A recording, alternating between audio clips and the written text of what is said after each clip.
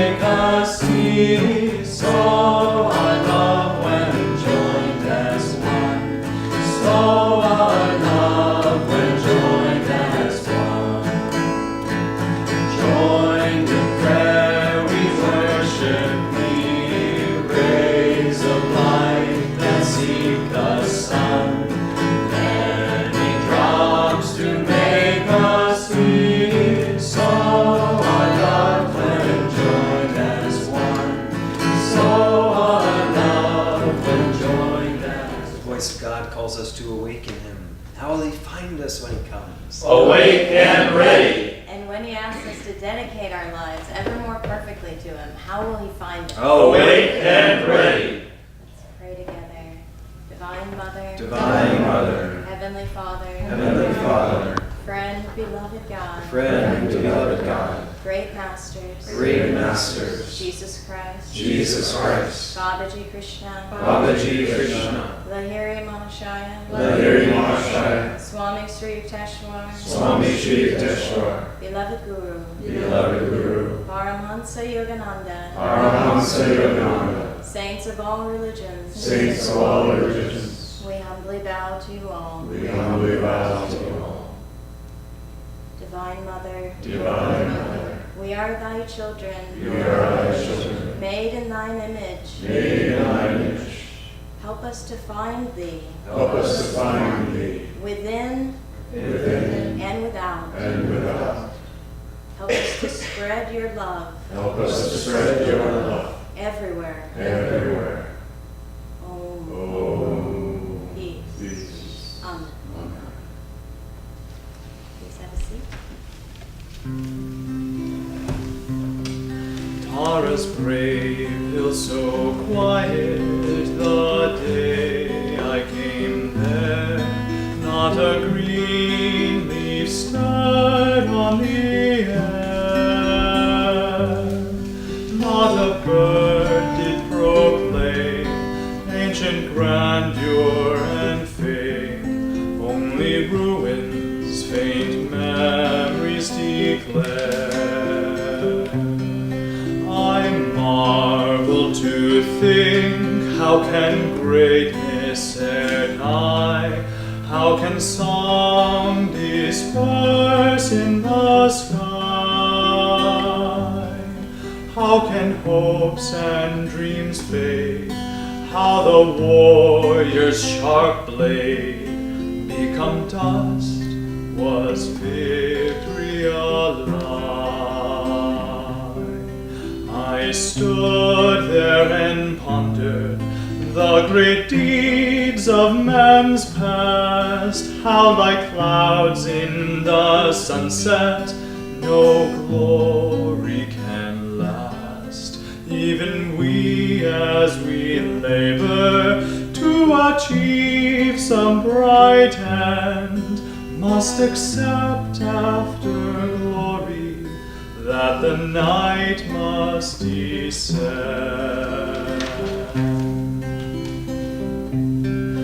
I've dreamed a broad rainbow over thicket and thorn, over crags that call linger, your hopes are forlorn. All too oft in my dreaming, courage turned to despair, till I learned that success is but the courage to dare.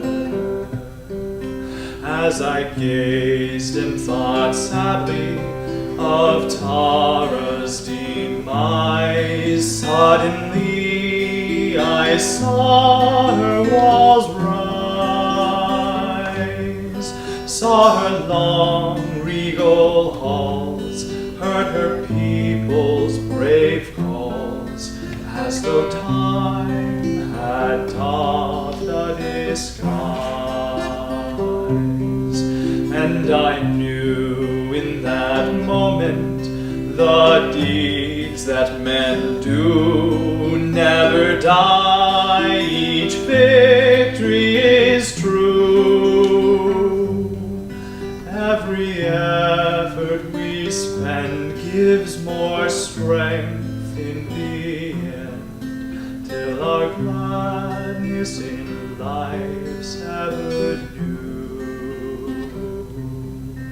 Every effort we spend gives more strength in the end, till our gladness in life's ever new.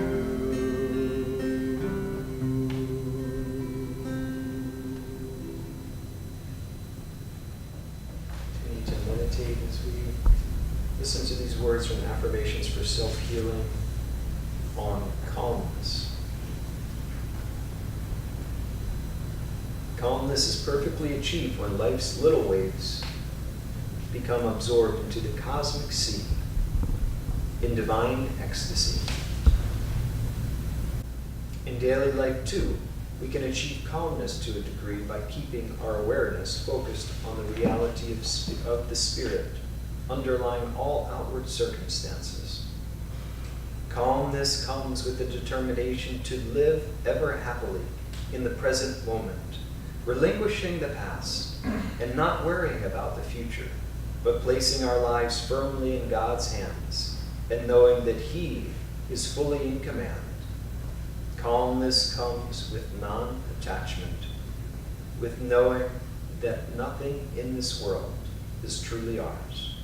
Let's affirm together, though the winds of difficulties howl around me, Though the winds of difficulties howl around me, I stand forever calmly at the center of life's storms. I stand forever calmly at the center of life's storms. Though the winds of difficulties howl around me, Though the winds of difficulties howl around me, I stand forever calmly at the center of life's storms. I stand forever calmly at the center of life's storms. Now in a whisper, though the winds of difficulties howl around me, I stand forever calmly at the center of life's storms.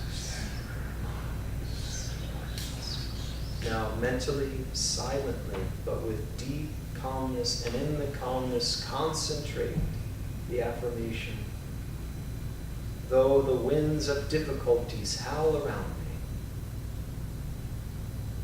I stand forever calmly at the center of life's storms.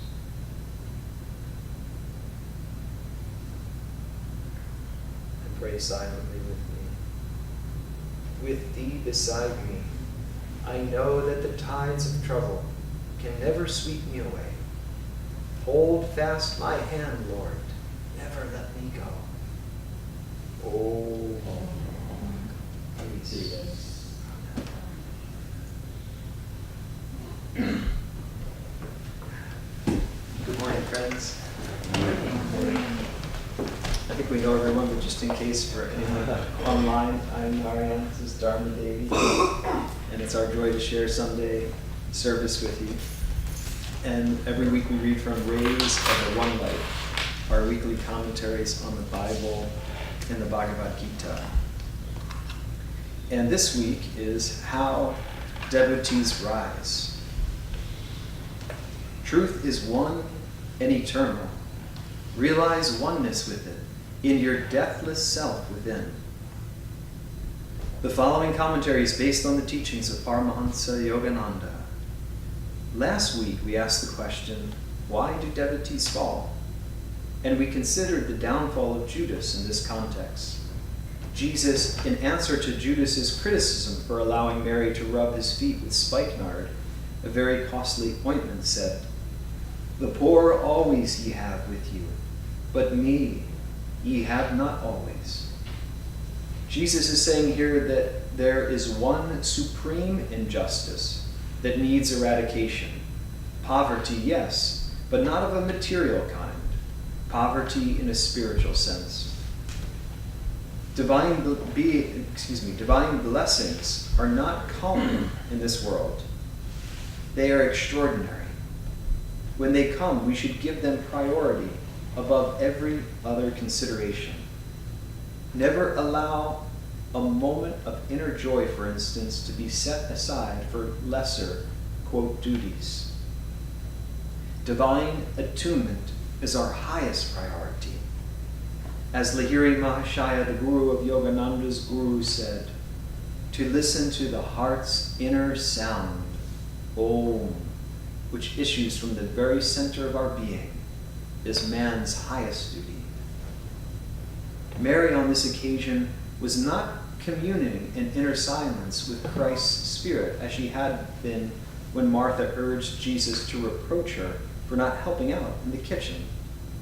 Mary this time was serving outwardly, but in a very different spirit from the restless fussing for which Jesus had reprimanded her sister Martha. Those who see a radical difference between the paths of action and meditation should understand this distinction. To serve in the right spirit is necessary, for only thereby can we overcome our karmic tendencies toward restless activity.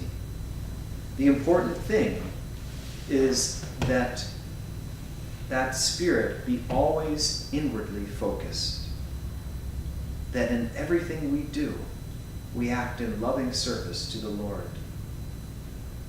Therefore, the Bhagavad Gita says in the 3rd chapter, the state of freedom from action, that is, of eternal rest in the spirit, cannot be achieved without action. No one by mere renunciation and outward non-involvement can attain perfection. Whenever the Spirit of God descends upon you, however, remember the words of Jesus, me ye have not always with you. Thus, through Holy Scripture, God has spoken to mankind.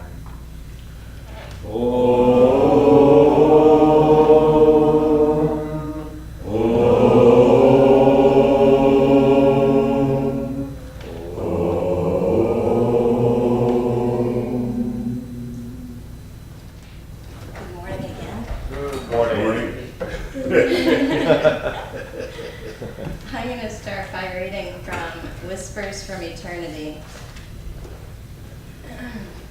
This is a short one.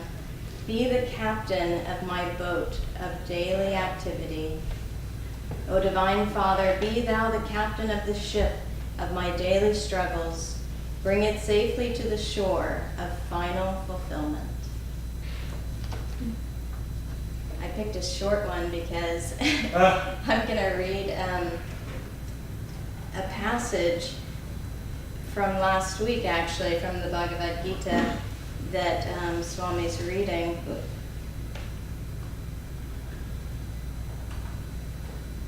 That Swami's reading this week, pointed to from last week, in case you don't remember.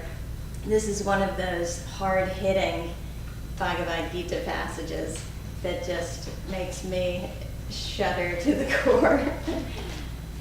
If one ponders on sense objects, there springs up attraction to them. From attraction grows desire. Desire, impatient for fulfillment, flames to anger. From anger there arises infatuation, the delusion that one object alone is worth clinging to the exclusion of all others. From infatuation ensues forgetfulness of the higher self. From forgetfulness of the self follows degeneration of the discriminative faculty, and when discrimination is lost, there follows the annihilation of one's spiritual life. I remember the first time I read that, and it brought to mind, Swamiji, he said that whether we've had much suffering in this lifetime or not doesn't matter, that it is suffering that brings us on the spiritual path. And that even he was saying that, and I thought, I haven't really suffered in this life. And he said, but even just a little suffering can remind us of all those incarnations of suffering from our past. And that one really hit home. And so this passage just brought that up for me. And actually, it's interesting because I was supposed to be giving service last week, and Divine Mother chose otherwise. and gave me this reading, the follow-up to it, which is How Devotees Rise. So I wanted to read to you something that Swami Kriyananda wrote that is in response to this passage from the Bhagavad Gita. Implicit in this warning of the Bhagavad Gita is a concomitant promise. For when a person concentrates on spiritual ideals, he feels himself increasingly attracted toward them. From this attraction grows the desire to live by them. The desire to live spiritually develops into an intense yearning for God. Such divine yearning flames to impatience with anything that might prevent one from realizing Him. From this impatience with lesser realities arises total absorption in the consciousness of God. From such absorption ensues forgetfulness of the senses. And from sense forgetfulness arises indifference to worldly modes of thinking and behaving. Estrangement from worldly consciousness results in the complete annihilation of delusion. Such is the ascending road to eternal freedom. I just love that, how he just turned that passage, which is such a powerful warning for us on the spiritual path to, wow, freedom. I've been reading, as if you've been to any of the classes or services lately, you've heard me talk about that I've been reading The Saints That Move the World.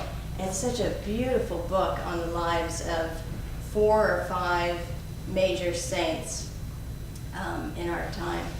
And I've just gotten to the section on St. Francis, and it's just so inspiring. And I haven't really read about the life of St. Francis before, but I've seen a few movie portrayals of St. Francis. And I didn't get very far on those movies because it was like, that's not St. Francis, come on. And when I started reading about his life, I was like, that isn't who he is. Because, he's portrayed often because of the deep love in which he lived his life. He's portrayed as kind of like a hippie, kind of just flowing with life and flowers, and all of it is just all happy and, all that. But Francis, I've been reading, had such deep focus and concentration. Yes, he was a saint of divine love, but that love was so intense and so focused that it made him a saint. And I wanted to share this story with you about that intensity of focus and love. And this was before Francis was a saint, before he really had any kind of spiritual practice at all. And though when you read about his life, his whole life was about love. He just then took that love that was focused on worldly things and just directed it all to God. But at this time, he was working for his father, who was a wealthy merchant in Assisi, and his father had a shop and a stall, and the stall, Francis manned the stall, and he was incredible. He did a great job. He was so personable and outgoing, and everybody that came, it was like, I imagine Italy, you're welcomed in, you sit down, you have a cup of tea, you talk, share all the great stories about what's happening in everyone's lives. And so that was Francis, and people loved him. So they'd go, oh, I was just going to come in for a little fabric, and they'd leave with a big bale of 10 different fabrics, because they were just so charmed by him and felt so loved. So one day, they had just gotten in a shipment of these really pricey bales of silk fabric. And everybody knew their stall and their shop were the places to go if you wanted some top of the line or extravagant thing from another land. So this man came all the way from somewhere far away. And so he came, he went straight to Francis. He said, I want your best silks. And, you know, Francis was like, oh, this is a great sale coming, you know. So he's just doing it up, and, you know, I've got this one, and oh, if you love this one, you're going to just die for this one. And meantime, a beggar came up. And Francis was known for giving very generously to beggars.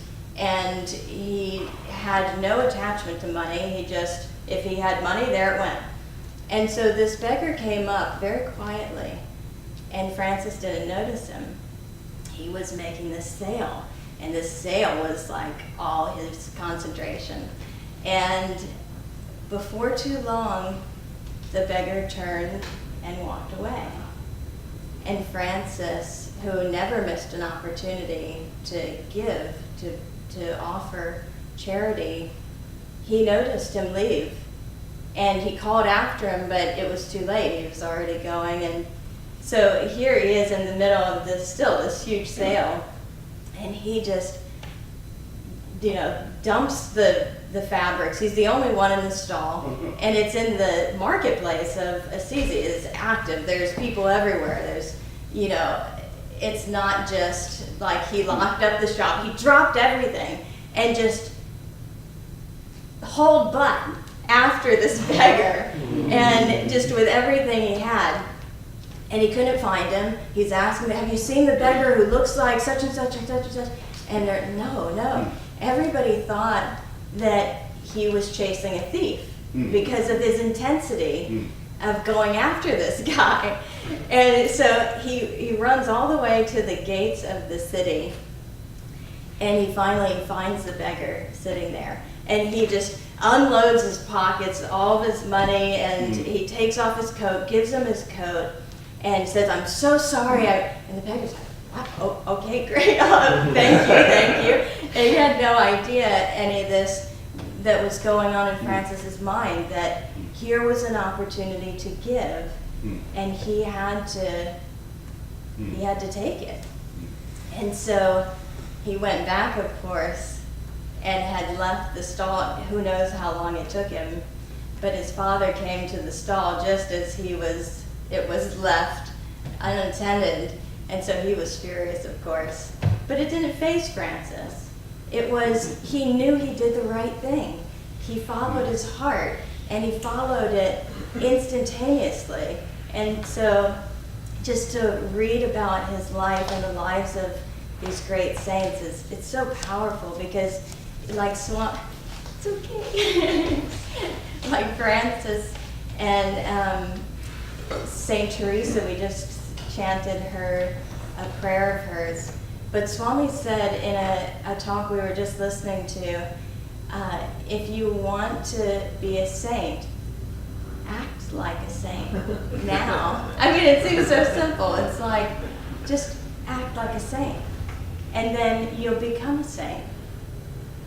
It's just baffling to my mind, because I remember Narayan told this story actually last week, that when I was little, I was actually 3 years old. It's right around that age when people start asking, what do you want to be, little girl? I was kind of a smart aleck little kid, even at 3. And so, you know, there was the cheek pulling. I had big cheeks like Ayla has. It's just big, juicy cheeks, and everybody just wanted to pinch my cheeks. And what do you want to be? And you know, I said, I want to be a saint.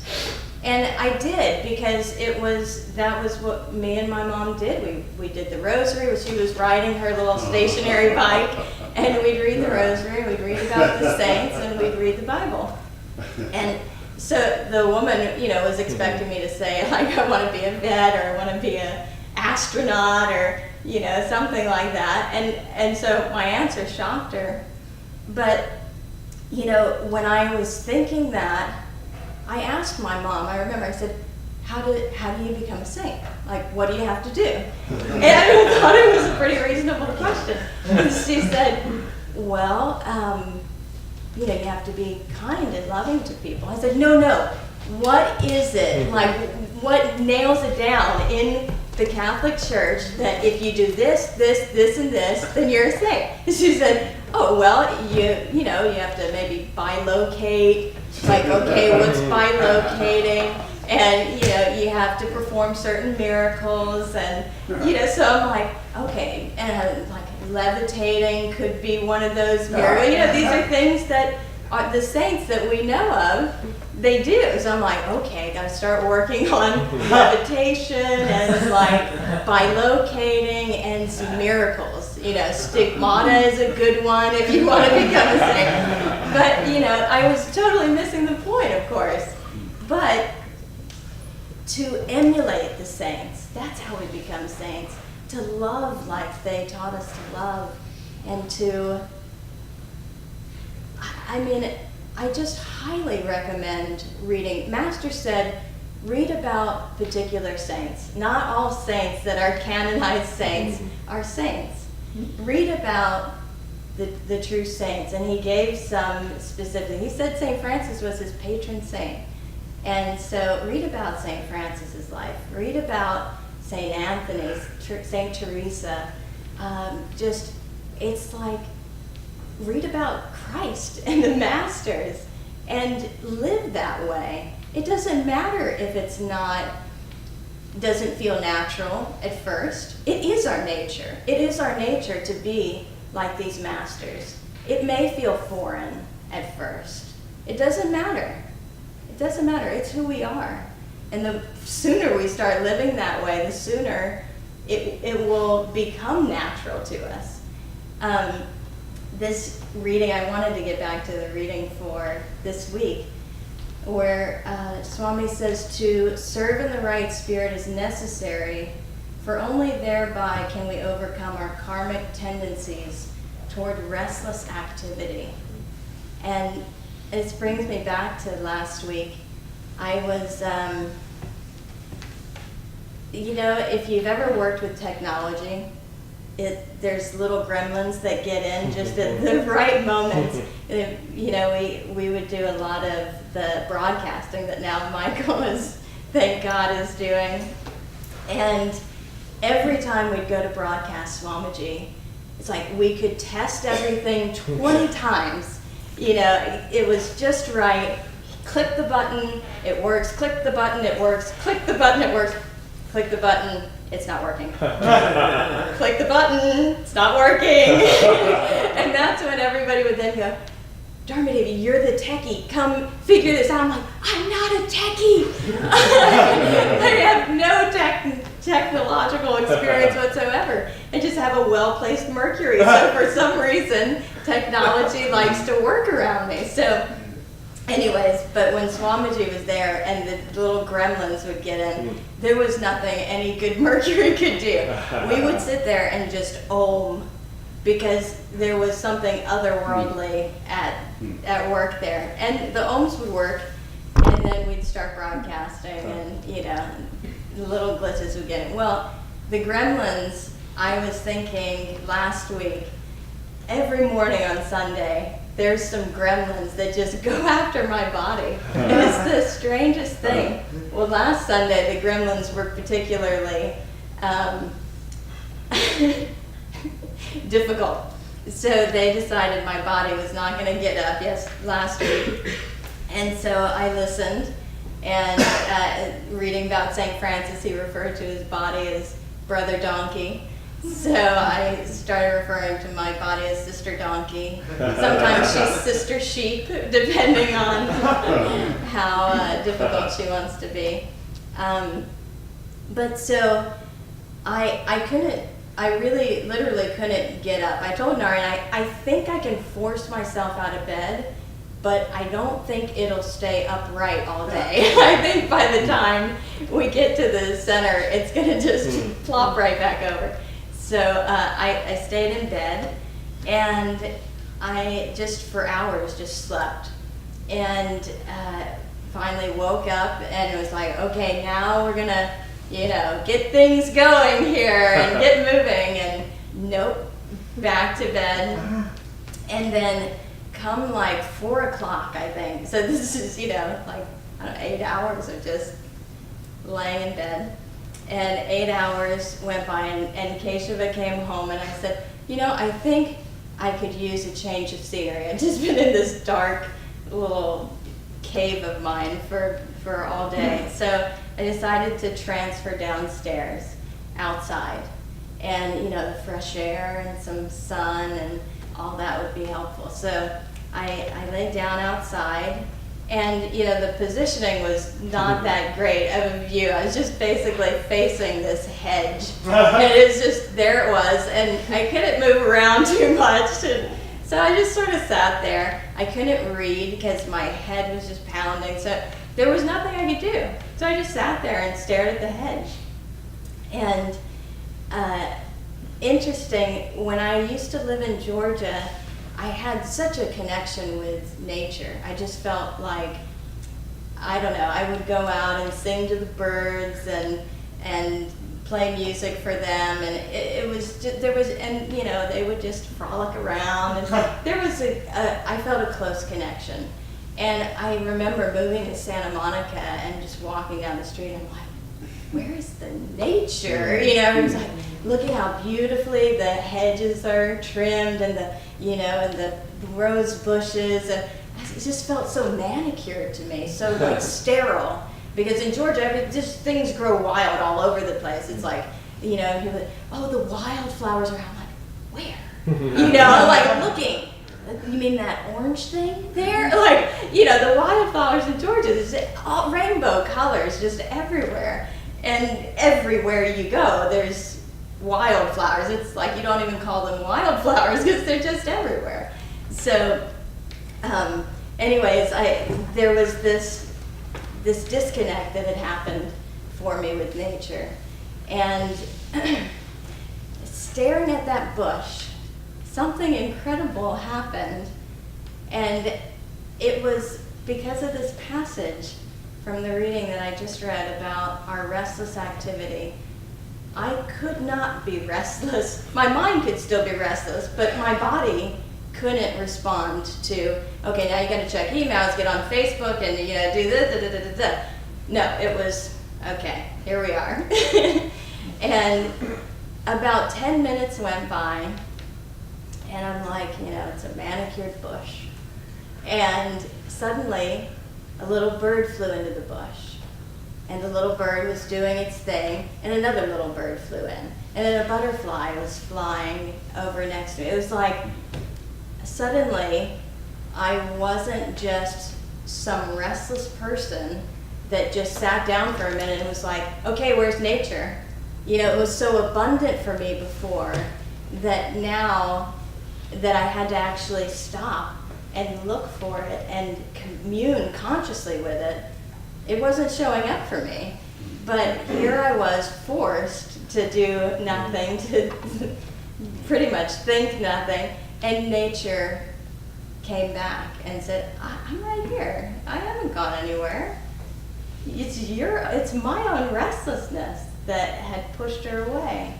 And so it was a really profound day for me after that, just of, if I can slow down, if we can all just slow down and just be a little bit more in the in-between times. Take the in-between times. I remember reading about that. It's a Zen principle that enjoy the in-between times. Don't feel like you have to go from one thing right to the next, to the next, to the next, to the next. Give space for life, for love, to reconnect, to recharge, and to share it with everyone. I'll just share this final story. It's just really how Swamiji lived his life, and he said he'd never do anything if it took away his inner peace. And that's how I think we can really pick this up, of getting out of restless activity, is if we feel that we need to do a project, we need to, have some meeting, we need to, whatever it may be, if we feel that that's taking away our inner peace, is it really worth it? Can we don't want to just then shirk all of our duties and say, well, that's taking away my inner peace. I'm just going to avoid all conflict and all difficult situations. No, we can't do that. But if we can choose our inner happiness, our inner peace as the most important compass and say, okay, I need to pull back a little bit here. I need to pull back here. I need to come back to my center, because if I don't have this, then everything that we do is going to be disturbed. It's going to be distorted. It's not going to have that light of spirit that is who we are. We won't be able to do things with that kind of energy. So that's my prayer for us this week, is that we can just have a little bit more time this week to be and to share God's love as the saints do. God bless. Nothing disturbs